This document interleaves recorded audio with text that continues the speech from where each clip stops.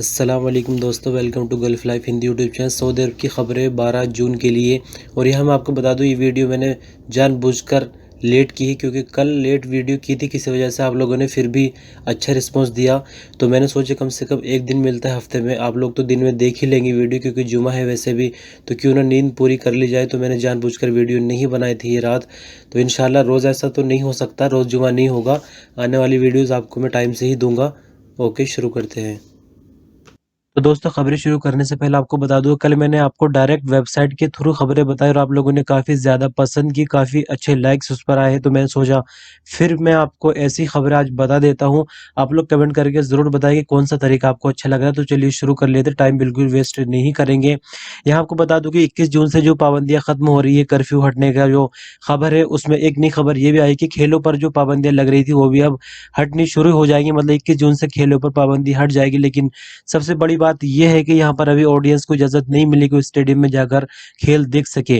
पूरी खबर के मुताबिक आपको बता दें कि सऊदी अरब में खेलों पर लगाई गई पाबंदी 21 जून से खत्म की जा रही है। लेकिन यहाँ पे आपको बता दें कि मिनिस्ट्री ऑफ हेल्थ की तरफ से जो कानून या जो नियम बताए गए हैं कोरोना वायरस के फैलाव को रोकने के लिए, उन पर अमल करना ज़रूरी होगा। जी हाँ दोस्तों, आपको बता दूँ कि ऑडियंस की गैर मौजूदगी में खेल होंगे। मतलब अभी खेल नहीं हो रहे, सिर्फ ट्रेनिंग वगैरह चलती रहेंगी। और आपको याद दिला दूँ कि 14 मार्च सन 2020 से कोरोना वायरस के संक्रमण से बचने के लिए और उसके फैलाव को रोकने के लिए 14 मार्च से यहाँ पर पाबंदी लगाई गई थी सऊदी अरब के अंदर।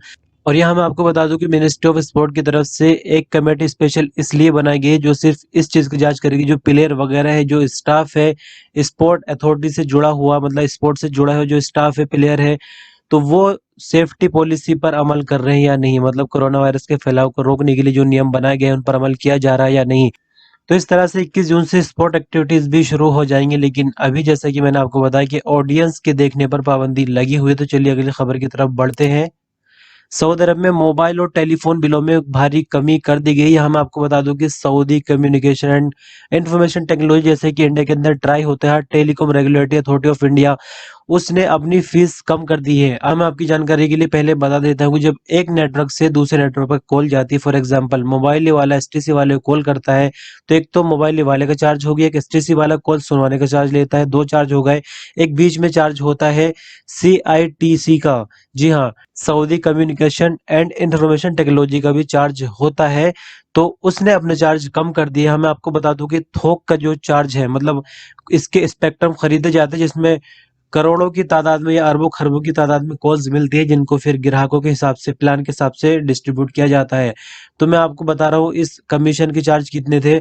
एक लोकल कॉल करने के लिए 5.5 हलाला यानी 5.5 हलाला पहले चार्ज होते थे, जिनको घटाकर 2.2 हलाला कर दिया गया मोबाइल टू मोबाइल। अब यहाँ पे लैंडलाइन की बात करते हैं तो 2.1 हलाला चार्ज पुराने थे, अब नए चार्ज जो है वो 1.1 हलाला कर दिए गए हैं।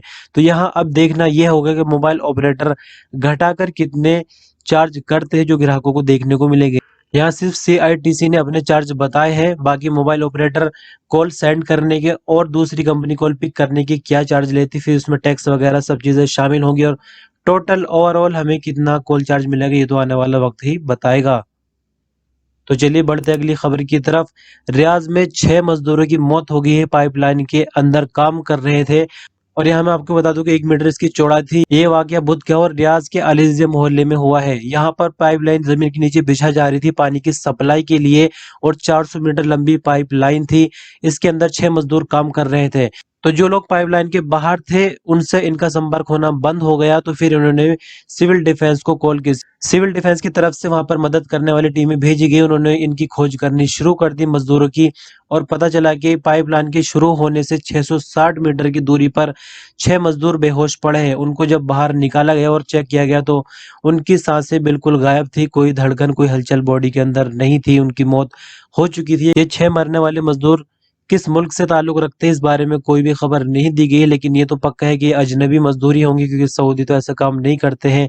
खबर के मुताबिक बताया जा रहा है कि अभी जांच की जा रही है और कारणों का पता निकाला जाएगा किस वजह से मौत हुई है। तो कारण पता करते रहे, जांच होती रहेगी। लेकिन लेकिन 6 लोग यहाँ पर मर गए हैं अजनबी, और यहाँ 6 लोगों के हिसाब से एवरेज के मुताबिक माने तो कम से कम 30 लोग खाना खा रहे होंगे इनके पीछे 6 लोगों के कमाने से। तो अब जांच वगैरह करते रहिए, जो होना था वो तो हो गया है। फिलहाल अगली खबर की तरफ बढ़ते हैं।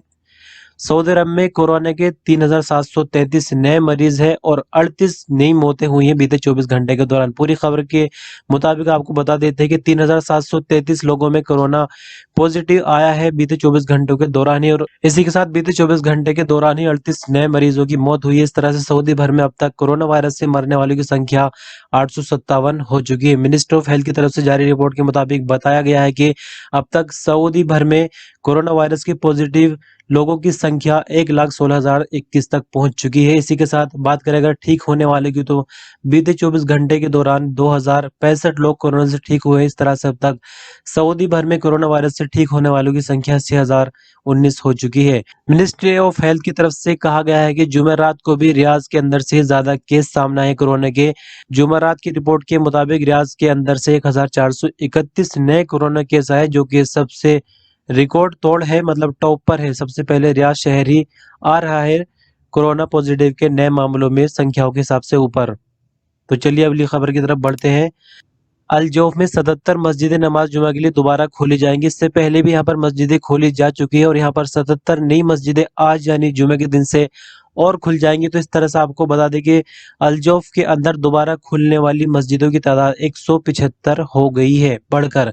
जी हाँ, तो यहाँ पर स्टेप बाय स्टेप मस्जिदें खोली जा रही है, क्योंकि मस्जिदें खोलने के लिए सुरक्षा नियमों का पालन करना है। और यहाँ आपको बता दूं कि जो नई 77 मस्जिदें खोली जा रही है, इनमें सभी तैयारियां कर ली गई। सोशल डिस्टेंसिंग से लेकर दूसरी तरह की सभी तैयारियां कर ली गई है, क्योंकि सोशल डिस्टेंसिंग के लिए भी पर्चियां वगैरह या फिर स्टिकर लगाए जाते हैं ताकि लोग उन पर अमल कर सके, उन्हें जगह का पता चल सके कि कहाँ पर कैसे खड़ा होना है। उसके अलावा सैनिटाइज किया जाता है मस्जिदों को, तो काफ़ी तैयारियां करनी पड़ती है। तो यहाँ इस जुमे को 77 नई मस्जिदें भी और खुल जाएंगी। तो इस तरह से अल-जौफ के अंदर 175 कुल मस्जिदें हो गई है खुलने वाली। अगली खबर की तरफ बढ़ते हैं। यहाँ पर फिलिपीनी खद्दामा यानी फिलिपीनी मेड ने 2 बच्चों को मारने की कोशिश की है और उसके बाद खुद पर भी वार किए, चाकू से खुद की भी जान लेने की कोशिश की। पूरी खबर के मुताबिक आपको बता दें कि अल खवाजी में फिलिपीनी खद्दामा ने अपने कफील के 2 बच्चों पर छुरी से कई वार किए, उनकी जान लेने की कोशिश की। बच्चों पर हमला करने के बाद उसने खुद को बिजली के शॉट दिए और उसके बाद छुरी से खुद को वार करके मारने की कोशिश की, लेकिन ऐसा नहीं हो सका। अलजो पुलिस के मुताबिक खद्दामा का ताल्लुक फिलीपींस से है, उसको भी हिरासत में लिया गया है, लेकिन अभी हालत उसकी भी ठीक नहीं है। इसी के साथ 2 बच्चे उनको अस्पताल में भर्ती किया गया है कि हालत कुछ ठीक है और दूसरे को आईसीयू में रखा गया है। इसके आगे पुलिस ने बताया कि फिलिपीनी मेड के कफील से बात करने पर पता चला कि वो पिछले 7 महीने से उनके साथ काम कर रही थी और किसी तरह का कोई पंगा घर के अंदर नहीं था, सब कुछ ठीक था, ना ही वो किसी तरह से मेंटली डिस्टर्ब थी। लेकिन ये समझ से बाहर है कि उसने ऐसा क्यों किया, बच्चों पर हमला क्यों किया और उसके बाद उसने खुद अपनी जान लेने की कोशिश की, ये बात समझ में नहीं आई है। पुलिस अभी इंतजार में है कि फिलिपीनी मेड कब नॉर्मल होती है और उससे आगे की जानकारी मिल सके कि ऐसा उसने क्यों किया। अगली खबर की तरफ बढ़ते हैं।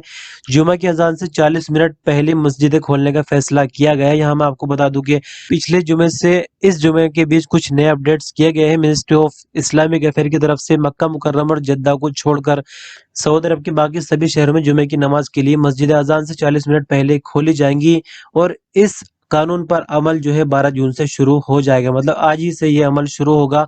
आपको बता दें कि ऐसा इसलिए किया गया है ताकि भीड़ एक साथ इकट्ठी ना हो मस्जिदों के अंदर। पिछले मर्तबा काफी कम टाइम रखा गया था अजान से लेकर नमाज के बीच, तो अब यहाँ पर टाइम बढ़ा दिया गया है ताकि लोग एकदम से बड़ी तादाद में मस्जिदों के अंदर ना घुसे, आराम से जाए, क्योंकि टाइम जब ज्यादा मिल जाता है तो लोग आराम से मस्जिदों के अंदर जा सकते हैं। तो यहाँ पर टाइम बढ़ा दिया गया है और अब जुमे की नमाज और ज्यादा सुकून से अदा की जा सकेगी सऊदी अरब की सभी मस्जिदों में, मक्का मुकर्रम और जद्दा को छोड़कर। तो अगली खबर की तरफ बढ़ते हैं। सऊदी हुकूमत की तरफ से फिलिस्तीनियों के लिए मेडिकल मदद की गई है, मतलब कोरोना वायरस के फैलाव को रोकने के लिए, उससे बचाने के लिए। पूरी खबर के मुताबिक आपको बता दें किंग सलमान इंसानी इमदाद सेंटर, ये एक सेंटर है जो लोगों की, खासकर जो दूसरे मुल्क होते हैं उनमें जाके लोगों की मदद करता है। कभी बांग्लादेश में और कभी गाना में, कभी यमन में, इस तरह से आए दिन खबरें आती रहती। तो यहाँ पर अब तो फिलिस्तीन में गजा पट्टी में यहाँ पर मेडिकल इक्विपमेंट वगैरह भेजे गए कोरोना वायरस के फैलाव को रोकने के लिए, और जो वहाँ पर संक्रमित हो गए उनके इलाज के लिए। और आपको बता दें कि $37 लाख का सामान वहाँ पर भेजा गया है कोरोना वायरस से लड़ने के लिए। आपको बता दें कि 26 दिन पहले किंग सलमान सेंटर ने वादा किया था कि वो फिलिस्तीन को मदद करेगा कोरोना वायरस से लड़ने के लिए। तो इस तरह से यहाँ पर $27 लाख का सामान भेजा गया है। वो किस तरह से मैं आपको बता दूं कि आर्टिफिशियल जो सांस लेने की पंप होते हैं वो भेजे गए हैं, ICU, medical bed, operation theatre का सामान, patient monitoring device, sanitizer, medical mask और टेस्टिंग किट्स वगैरह फिलिस्तीन के मिनिस्टर ऑफ हेल्थ के हवाले किए गए। इसी के साथ आपको बता दें कि ये सामान सऊदी अरब, यूरोपीय मुल्क और चीन के बाजारों से खरीदा गया है। इसी के साथ आपको बता दें कि 10 लाख डॉलर की फीस भी भेजी गई है किंग सलमान की तरफ से, मतलब किंग सलमान सेंटर की तरफ से फिलिस्तीन को। तो इस तरह से एक बहुत बड़ी मदद फिलिस्तीन के लिए किंग सलमान की तरफ से। तो बढ़ते हैं आज की अगली और आखिरी खबर पर। यहाँ आपको बता दें कि जो मनी ट्रांसफर सेंटर होते हैं वो अब हफ्ते में 7 दिन काम कर सकेंगे। सऊदी मॉनेटरी अथॉरिटी यानी सामा की तरफ से ऐलान जारी किया गया है कि जो सुरक्षा नियम बनाए गए हैं उनका पालन करते हुए मनी ट्रांसफर सेंटर हफ्ते के 7 दिन काम कर सकते हैं। और यहाँ आपको बता दें कि टाइमिंग सुबह 7 से 5 बजे तक सामे की तरफ से दी गई है, बाकी बैंक अपने हिसाब से टाइमिंग रख सकते हैं। और स्पेशल 2 दिन होते हैं जो छुट्टी के होते हैं सरकारी, एक तो जुमे के दिन हो गया, एक शनिवार का दिन हो गया।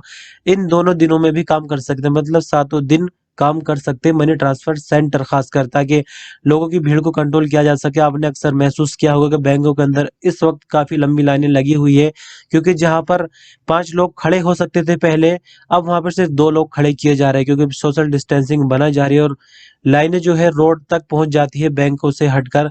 तो इस तरह से यहाँ पर बैंकों को ये नियम बताया गया है कि आप 7 दिन काम कर सकते हैं अपनी सुविधा के अनुसार। तो खबरें बस यहीं पर खत्म हो रही है। और ये एक्सपीरियंस आपको कैसा लग रहा है आप बता सकते हैं। मेरे लिए तो सब एक्सपीरियंस बराबर है, आप चाहे दूसरे अंदाज में खबर सुन ले, चाहे इस अंदाज में खबर सुन ले, लेकिन ये मुझे उर्दू में ही रखना पड़ेगा, क्योंकि हिंदी में करने के बाद, ट्रांसलेट करने के बाद चीजें वैसी नहीं रह जाती। इसलिए मैंने यहाँ पर चीजें हाईलाइट कर दी जो जरूरी आपको बोलकर बतानी यहाँ पर। तो मुझे आप बता सकते हैं कि ये अंदाज अच्छा लग रहा है, पहला अच्छा लग रहा था, जैसा आपको अच्छा लगेगा मैं वैसा बताने के लिए एग्री हूँ। बस फिलहाल इस बुलेटिन में इतना ही। अपना ख्याल रखिए और राय जरूर दीजिए कमेंट करके कि कौन सा अंदाज अच्छा लग रहा है। अल्लाह हाफिज।